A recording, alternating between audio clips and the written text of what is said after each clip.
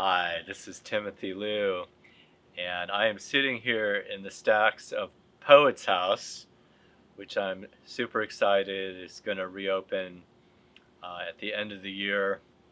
As you all know, they had a little flooding incident here last August, 6 floors up, and so um, those of us who live here in the city really miss being able to just come here and hang out with the books, bring our laptops, kick back and read and write. Uh, and anyway, I want to start today by reading a poem that's in the stacks here. This is a book by Jayne Cortez. And she died about 10 years ago. And this was published by High Risk, called Somewhere in Advance of Nowhere. Jayne Cortez, she named herself Cortez after her Filipina grandmother, which is something a lot of people don't know.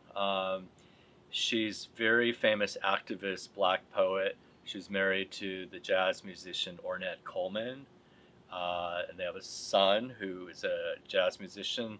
And then she was married to a pretty well-known, famous artist who's still alive, who's actually one of the dedicatees of this book, Melvin Edwards.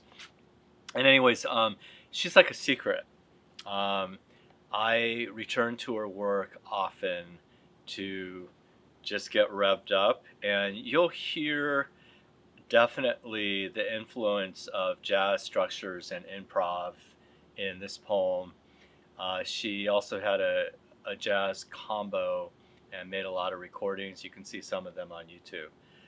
But here's the thing that's cool is you can find some of her poems online and stuff, but not the poems in this book. And we still live in that age in 2022 where sometimes the only place you can get the poems is the physical book. And to me, that's why Poet's House is so important.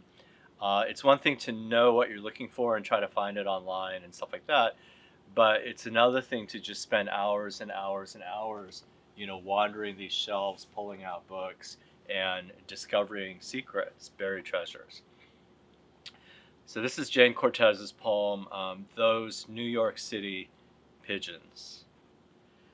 Those New York City pigeons cooing in the air shaft are responsible for me, stumping my toe, spraining my ankle, and getting sick on ammonia fumes. That pigeon roosting on the clothesline stole my nightgown. Those pigeons on the street lamp made me feel foolish while riding in a black car, completely splattered with their gray and white poo-poo. These New York City pigeons are not calm like pigeons of Oaxaca in Brazil, and do not croon like doves of Zimbabwe. New York City pigeons moan, strange, low, mournful, quivering, cancer-like moans, mixed with hungry hyena barks and gulping loss of the forest cries. New York City pigeons are not relaxed like pigeon sunning at Marcel Duchamp's swimming pool in San Francisco. New York City pigeons flap viral feather fungus dust from wings into faces, then sit on steps, vocalizing and waiting for the death of humankind. New York City pigeons are not friendly, like pigeons eating flaky crescent-shaped rolls at Hôtel du Piment in Paris. New York City pigeons are not content, like pigeons posing for photos on arms of men in Plaza of Caracas.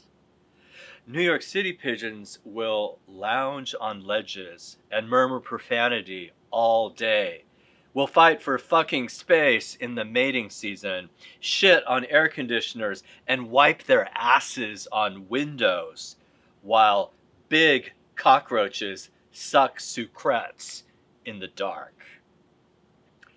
New York City pigeons are not alert, like pigeons sitting quietly on bicycles in Peace Memorial Park of Hiroshima. New York City pigeons roll their pearly eyes, inflate their throats, and defecate on the shoulders of pedestrians. New York City pigeons have no love for crumb-throwing pigeon lovers, and no year of the pigeon is celebrated, at least not for these New York City pigeons.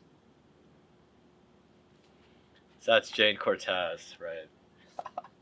So come to Poet's House when it's open and pull this one off the shelf. It is like such an amazing, amazing book. All right. So,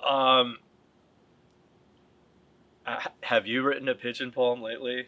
So I have one poem in my latest book that came out. It dropped just before the pandemic, called "Let It Ride," and so cool. During the first month of lockdown, I got to do a little virtual reading through Poet's House. So grateful. It's like nothing was happening in the city with poetry as a first, and it was really awesome to be able to read a few poems from this book. And so, this is Love Letter, French Quarter. Two pigeons on my porch, inching closer, necks ringed violet and green in a Mardi Gras iridescence. Dirty squabs, bullying a sparrow away from the crumbs I toss. Post-Katrina sirens drowning out the St. Louis Cathedral bells, whose tones caress not one, but two plaster touchdown Jesuses, anchoring their respective lawns no tourist dare walk upon, not on a day like today. Who wouldn't want to be manicured like them when the magnolias start throwing down their blooms in a shower of wilted shoehorn splatter? The whole day stained by the heavy scent of honeysuckle wreathing the air with its seasonal jazz.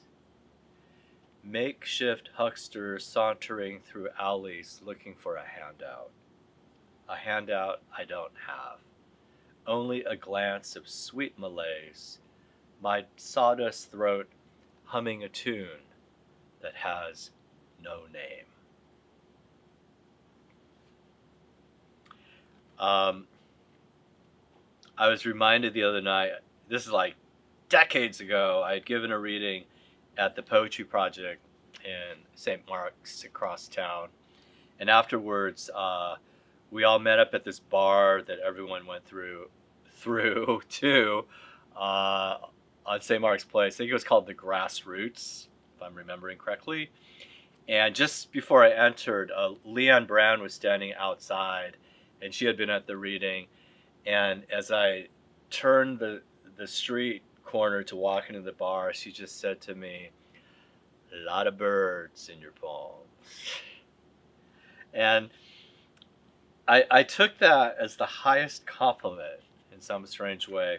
So I'm going to end today with a poem that has a couple little feathery friends in here. This title is Latin, De Rerum Natura, which, loose translation would be the tears in all things. It's almost like, you're walking in nature and you just burst out in tears. De Rerum Natura. The bliss wears off. The blessed state comes to an end. A snowflake melting down a windshield melting inside an atomic blast. Everything dissolves. A well-heeled fire burning in the hearth that freed our hands to tend one another. Dawn heralding our last day, thermometer set at 60. All weekend the cottage was cold, winter dissolving into spring, the thaw just getting going. In our post-coital haze, the universe seemed an even colder place. his body covered with an alpaca blanket hand woven in Peru, the backyard bonfire burning low on a bed of slow coals. His wife and son in another city hundreds of miles away, me leaning down to kiss his cock that had shriveled into a bud, to taste the last wetness. All day I carried his seed inside me, my body lit from within.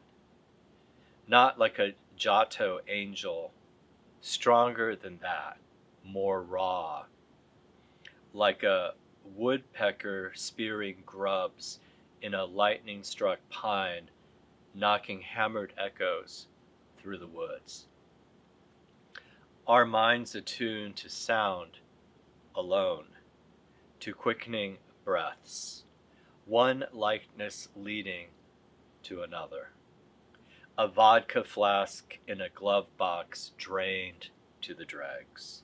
A face in a bathroom mirror, looking like a preacher who will leave his congregation.